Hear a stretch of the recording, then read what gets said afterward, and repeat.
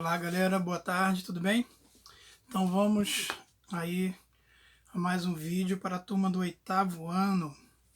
E nesse vídeo nós vamos falar sobre a Revolução Francesa. Mas eu quero usar uma citação rápida desse livro que eu gosto muito, A Era das Revoluções, do Eric Hobsbawm, onde ele tem dois trechozinhos que eu gostaria de ler do que ele fala sobre a Revolução Francesa. No primeiro texto ele diz assim: a Revolução Francesa é assim a revolução do seu tempo, e não apenas uma, embora mais proeminente, do seu tipo. E suas origens devem, portanto, ser procuradas não meramente em condições gerais da Europa, mas sim na situação específica da França. Então, o que ele está querendo dizer? O que ele diz isso? Quando ele coloca aqui, ele bota até o azinho no livro, de escrita diferente, numa fonte diferente, quando ele fala assim, a revolução. Eu até acrescentaria, porque a revolução aqui no livro está o R em letra minúscula, eu colocaria em R maiúsculo para acentuar mais ainda esse processo de revolução. E ele no final ele fala, então ele fala que é mais proeminente, do seu tempo e diferente das outras revoluções, porque ela foi um divisor de água. Você muda o processo aí da história da Idade Média para o início da história moderna. Então ela é um divisor de águas.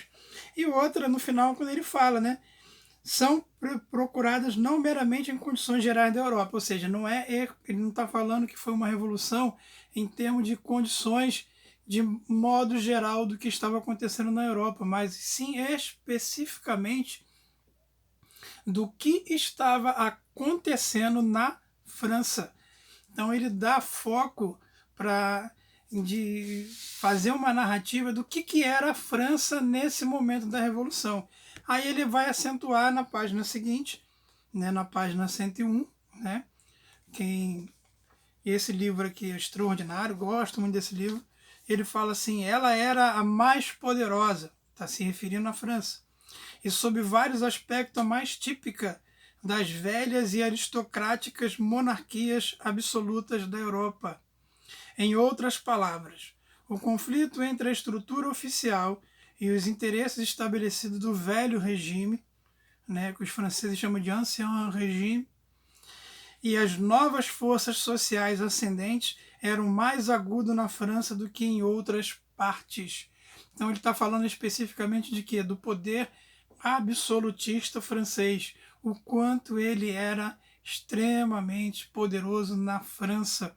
Então isso causou muito impacto na população, por mudanças, por coisas novas, E inspirados, obviamente, pelos aqueles discursos, iluministas, que tem seu início na Inglaterra e depois é transferido para os intelectuais, Os intelectuais franceses vão na Inglaterra observar como é que estava sendo absorvido pela sociedade esses discursos, aqueles pensamentos iluministas, qual era o impacto que ia ocasionar.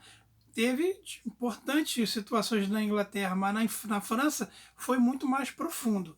Então essa é uma citação, quem gosta de história, é uma série de 4 livros, Tem a Era dos Impérios, a Era das Revoluções, a Era do Capital e a Era dos Extremos. Então são 4 livros que são importantes para quem gosta de história.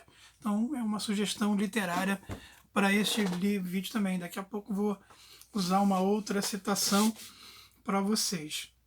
Então, esse movimento ele está baseado no que eu acabei de falar, no pensamento iluminista, Ele começa na Inglaterra e depois imigra esse pensamento para a França. Eu fiz uma divisão para a gente estudar esse capítulo em 3, 4, 5 pontos.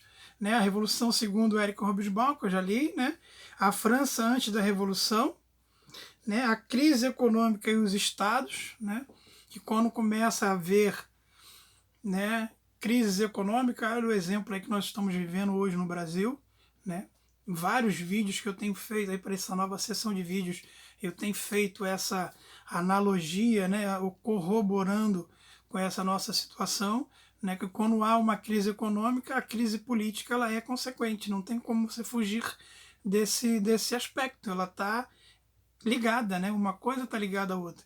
Né? Uma nação ela não pode ir bem politicamente se a sua economia está ruim. Né? Então, estão ali, elas têm que estar alinhadinhas, afiadas. Né? Então, nós vamos discutir essas questões da crise econômica no Estado.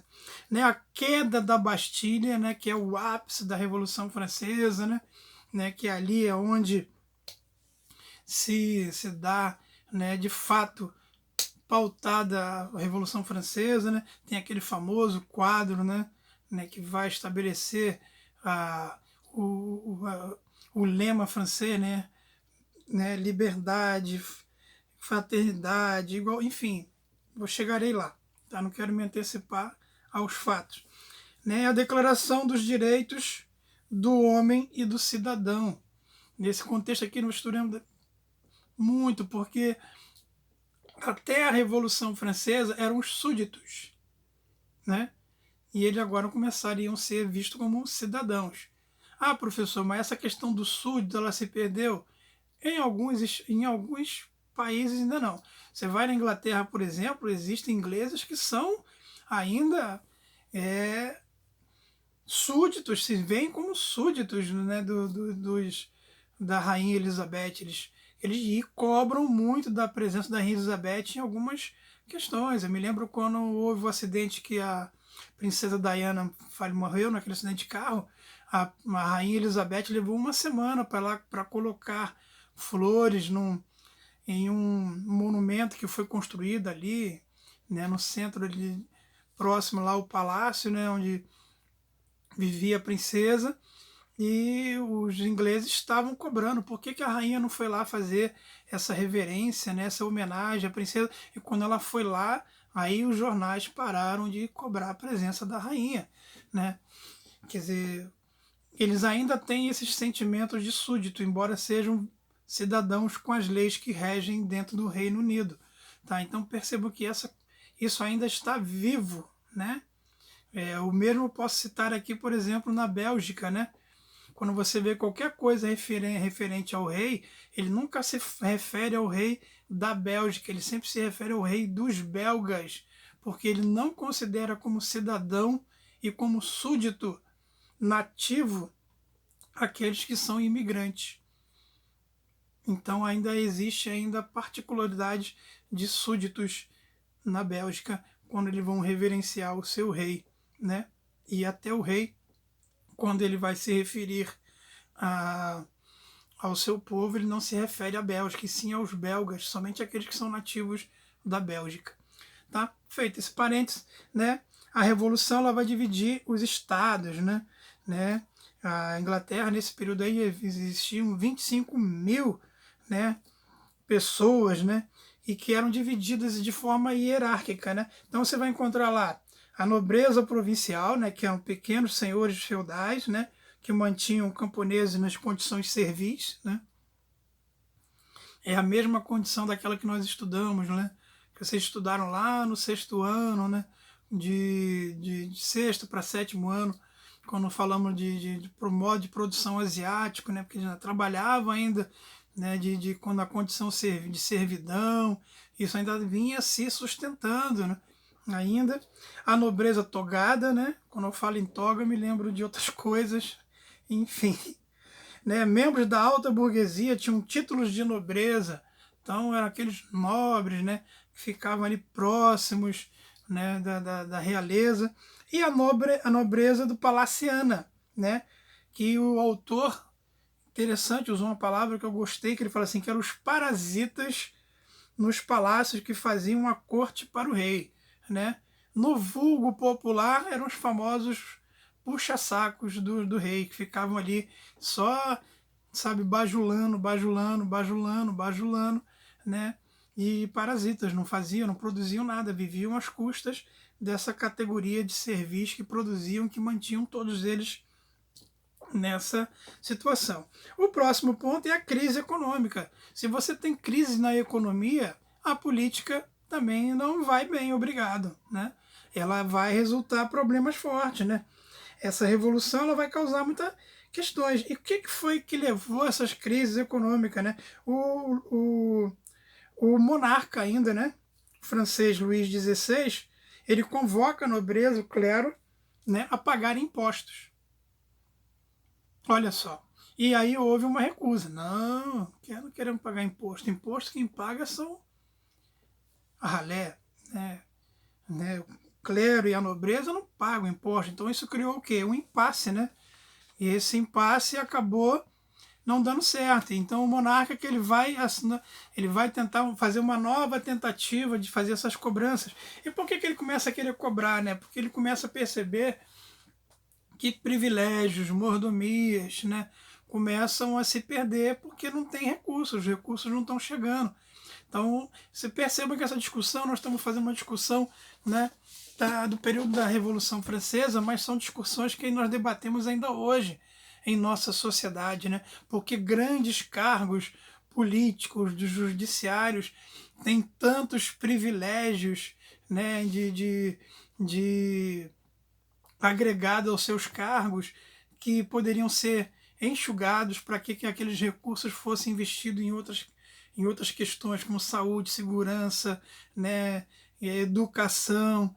Né? Você é um cidadão que tem direitos a um carro particular caríssimo que é bancado pelo Estado, ou que combustível gratuito, viagens gratuitas, direito à moradia para um cidadão que tem um salário de quase 70 mil. Então, essas mordomias, então vocês percebam, não é que sejam, pessoal, a história está se repetindo. Não, ela não está se repetindo. Algumas questões, elas coincidem, elas parecem que elas são as mesmas, mas os atores mudam, né? As situações são parecidas, né? Mas as circunstâncias de como elas foram construídas é que são diferentes. Então, por isso nós falamos que a história ela não é absoluta, mas ela nos leva a essa reflexão entre o presente e o passado. E esse é um ponto específico. O monarca, então, ele vai tentar mais uma tentativa, de acordo com quando ele convoca a Assembleia de Notáveis, né? Para tentar resolver essa questão. Aí, depois disso, ele vai tentar uma outra, convoca os Estados Gerais, né? E aí ele vai usar de quê? Ele vai usar do seu voto. Porque ele tem um voto, né, de monarca. Então o voto final era dele. Então o que acontece? Se todos aqueles disserem que não, então eu voto a favor disso e ponto final, acabou a questão. E quem é que vai contestar o monarca? Né? Quem é que vai passar por cima disso? Né? Porque ele, principalmente ele, era uma representação também religiosa, né? Pela respeitabilidade às religiões, pela religião, né, praticada na França. Então, isso torna-se complicado, né, desse conflito. Né, por isso, essa questão da necessidade, uma das questões que foram decididas na Revolução Francesa, era a divisão a separação entre Estado e religião, para transformar o Estado num Estado laico, né? Religião de um lado, política do outro. Só assim para poder se resolver esses impasses, né? Ainda vemos essas questões aí, né? Eu fico tanto preocupado quando se fala assim de bancadas evangélicas, né? Não existe uma bancada evangélica, existem bancadas políticas, né? Todos são políticos, mas acabou sendo sedimentado isso na política brasileira e existe, de fato, essa associação. Às vezes a pessoa dá um voto em um cidadão porque ele é da religião que você gosta e não pensa e não olha a questão propostas políticas por ele, o que ele está pensando politicamente.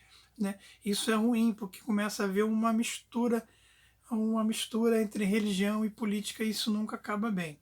Tá? Mas eu não vou entrar muito no debate sobre isso, porque isso aí levaria aí uns 50 vídeos só para tentar esclarecer e provavelmente não conseguiríamos chegar a um denominador comum. Tá? Então ele convoca essa situação onde o voto dele, né, dos Estados Gerais, e vai criar o quê? Né, conflito entre o primeiro e o segundo estado, né? Porque eles não queriam perder o quê? Privilégios. Né? Como é que eu posso? Não quero perder privilégios. Né? Porque eu não quero meter a mão no bolso, eu não quero pagar nada. né? Eu quero viver às custas daqueles que trabalham para me sustentar e manter as minhas mordomias, né? E isso vai gerar o quê? Uma grande discussão, um grande conflito que vai levar a uma reforma política, levando o poder quem? A burguesia. Então percebam que a burguesia, aquela mesma que começou a se formar e se construir lá no feudalismo, né, com os burgos, né, eles ganham corpo, vão ganhando corpo, vão ganhando corpo, vão ganhando corpo, e agora eles são uma fatia importante da sociedade na França. Então, quando se fala em alguns historiadores, né, eu me lembro que eu tinha uma professora, professora Silvana, ela dizia assim, ó, podemos dizer que a Revolução Francesa foi uma revolução burguesa. E de fato, porque a burguesia sustentou a revolução, né? E mais tarde vocês vão ver aí que tem no finalzinho do capítulo do livro, né, onde ele fala sobre o período napoleônico, que eu não vou nem me estender muito sobre o período napoleônico, né, porque ele vai falar de conquistas, enfim, falaria de uma maneira bem ampla. A mesma burguesia que sustentou a Revolução Francesa é a mesma burguesia que colocou Napoleão no poder e a mesma burguesia que tira Napoleão do poder. Né? Vou explicar o porquê das causas ela tirou Napoleão do poder. Tá? Então isso foi gerando o quê? Um conflito, tensões, né? Desconforto político, principalmente desconforto na economia e um desconforto maior naqueles súditos que estavam diante de vendo aqueles homens que estavam no poder não se entendendo e o povo cada vez mais ficando esquecido, né? Prisões feitas de formas arbitrárias, né? Vamos falar também do papel do Robespierre, né? Que depois vai dominar um pouco após o processo da Revolução Francesa, né, mandando milhares de pessoas para a guilhotina, e depois ele mesmo é guilhotinado, né, pelo seu poder intransigente, e isso vai gerando um desconforto, né, e vai ocasionar na queda da Bastilha, né. A queda da Bastilha é tipo assim, é o ápice da Revolução Francesa e o estopim de tudo. Então vamos modificar, é necessário que se modifique tudo, não dá mais para nós suportarmos esse poder. E qual era o poder que estava caindo por terra? O absolutismo. E aí que eu quero citar para vocês, usar uma citação aqui do Norbert Elias, nesse livro chamado A Sociedade de Corte, um livro muito bom, né? Ele tem vários textos aqui extraordinários. E o Norbert Elias, ele faz aqui, no capítulo 7, que ele fala assim, a formação e a transformação da sociedade de corte francesa como funções de deslocamentos sociais de poder. Então ele está falando de deslocamentos de poderes nessa formação. Mas no primeiro ponto aqui que ele descreve, ele dá um perfil do que era esse poder absolutista. Esse poder absolutista que o povo francês já não aguentava mais. Né, que ninguém suportava mais isso, já estava de maneira insustentável. E ele fala assim, toda forma de dominação é resultado de uma luta social e a consolidação do modo de distribuição do poder que resulta dessa luta. Né? Lembra que eu li para vocês a distribuição, né, do poder, né? Então lá, nobreza provincial, nobreza de toga, nobreza palacial. Tu vê que a estrutura social, em nenhum momento insere as massas, elas estão totalmente colocadas à parte, só na servidão de produzir, de fazer, trabalhar, pagar impostos, pagar taxas, e na hora das questões políticas e sociais, econômicas, não tem nenhuma participação. Então ele está falando justamente isso.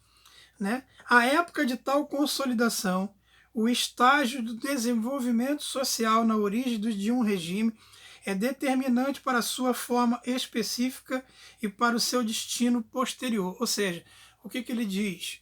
Que as suas ações hoje perante a uma forma de poder, ela vai ter resultado mais adiante. E esse resultado, a própria Revolução Francesa, ela dá essa característica. Por quê?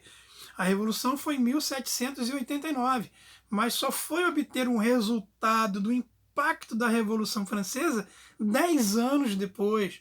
Né? Somente 10 anos depois que aquele processo de revolução ele foi se sedimentando, né, como se a poeira fosse se assentando, a sociedade se adaptando aos novos moldes da política, da economia, dos poderes, daqueles que estavam no poder. Então, isso leva um certo tempo, isso não é assim da noite para o dia. Você não muda um passado de uma nação que vem de períodos de erros de administração política em 2 anos. Isso tem um processo, entendeu? É preciso ter paciência, né, e observar o que está sendo feito. É isso que ele está dizendo, né? Você vai ter o quê? De uma forma consolidada, né, que você vai ver de maneira de seu destino posterior. Aí ele continua. Assim, por exemplo, o absolutismo prussiano, que se adquiriu uma forma consolidada e se incluiu a nobreza feudal em sua estrutura de dominação muito depois de absolutismo francês. Quando ele fala aqui de forma prussiana, nós temos que entender o seguinte, né? Que a construção do feudalismo ela vem a partir dos costumes de quem? Lá do comitatus, daquela germânico, daqueles militares, membros das altas sociedades ligados ao Império Romano, que com o fim do Império Romano, eles trouxeram essa construção, estrutura prussiana para fazer uma formação de um novo Estado de governo a partir da construção do feudalismo. E ele vai introduzir isso no processo de construção do período feudal. Então é isso que ele está falando aqui, desse entendimento da passagem de um para o outro. Por isso que eu sempre falo para todos os meus alunos que é importante você observar os processos. Se você não entender o processo do que um capítulo faz, se te fala de um outro capítulo, você não vai entender o capítulo seguinte, porque há uma continuidade, é preciso você continuar.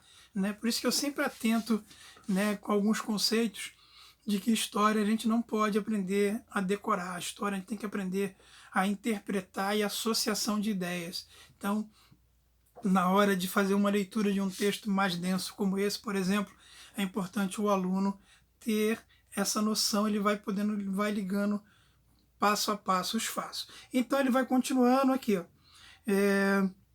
E só incluiu a nobreza feudal em sua estrutura de dominação e muito depois do absolutismo francês pôde criar uma estrutura para o qual ainda faltava condições da época do estabelecimento do regime absolutista na França. Então foi a sustentação desse poder na França. E só na França, mas em todo, e não só na França, mas em todo o Ocidente. Então ele está dizendo que isso não foi só na França. Lembrando que o Eric Hobsbawm, o que ele fala ali? Que esse impacto era muito mais importante porque na França foi muito mais intenso. Então observem que em determinado ponto, entre um autor e outro, há uma certa discordância. O Eric Hobsbawm ele acentua que a França tinha um impacto maior nesse poder. E já o Norbert Elias, não, ele diz que isso não foi só na França, mas também de forma igualativa e de igualdade, perdão, pelo erro da palavra, de igualdade em todo o Ocidente. Então é importante você obter esse tipo de informação e entender essas interpretações que o autor do livro, nosso livro didático, ele não traz, ele não constrói esse diálogo. Então o aluno fica um tanto perdido nessa, como eu posso dizer, nessa interpretação de fatos que ele não traz nos livros. E seria interessante que de vez em quando um autor ou outro, aí aqui uma crítica aos livros didáticos, trouxesse algumas citações e orientações desses historiadores importantes. E o Norbert Elias é um deles, assim como Eric Hobsbawm. Então, a partir daí, vem a queda da Bastilha, e ocorre aquela questão que eu falei para vocês sobre os súditos. O que é que pode causar um dos maiores, de uma grande decepção entre os seus súditos? É os seus reis darem as costas para você e fugir. E foi o que o rei da França fez. Tentou fugir, foi preso próximo ali à fronteira, e foi trazido para Bastilha, foi julgado, condenado e guilhotinado, né? Então, o que pode tirar o, o sentimento de admiração e de adoração, alguns casos assim, né, por um rei, é você ser traído. E essa traição os franceses não, não suportaram, não permitiram, não sustentaram, então o rei foi guilhotinado, né? E essa é uma questão que vocês têm que entender, né? Por isso que eu dei o exemplo no início desse vídeo, né,